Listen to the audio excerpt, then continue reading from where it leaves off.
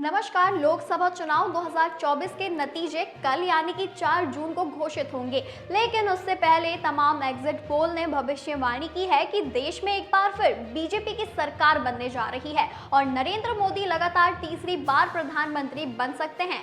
Exit poll सर्वे में अनुमान लगाया गया है कि एनडीए को 336 सीटें, इंडिया गठबंधन को 162 सीटें और अन्य को 35 सीटें मिलने की उम्मीद है। एग्जिट पोल के आंकड़े सामने आने के बाद चीन और पाकिस्तान ने भी प्रतिक्रियाएं दी है। चीन ने जहां भारत से संबंध बेहतर होने की उम्मीद जताई है, तो पाकिस्तान पूरी तरह से खौफ में आ गया है।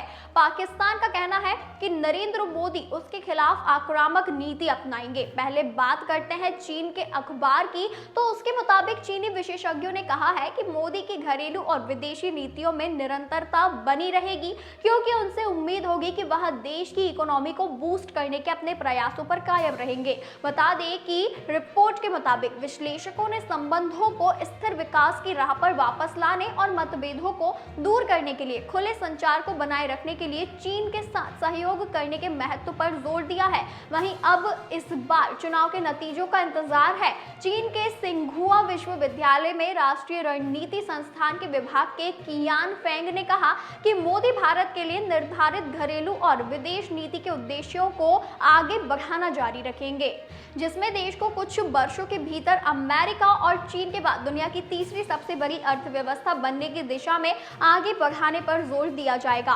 चीन भारत संबंधों के बारे में विशेषज्ञों ने कहा है कि मोदी अगर पद पर बने रहे तो चीन और भारत के बीच टकराव की संभावना कम है। वहीं यूनिवर्सिटी में centre for south Asian studies के उप निदेशक लिन मिन वांग ने ग्लोबल टाइम्स को बताया कि चीन और जापान और ऑस्ट्रेलिया जैसे अमेरिकी सहयोगियों सहित कई देशों के बीच संबंध अब बेहतर हो रहे हैं। भारत सवाल कर सकता है कि अब तक चीन भारत संबंधों में सहजता और सुधार को कोई संकेत क्यों नहीं दिख रहा है।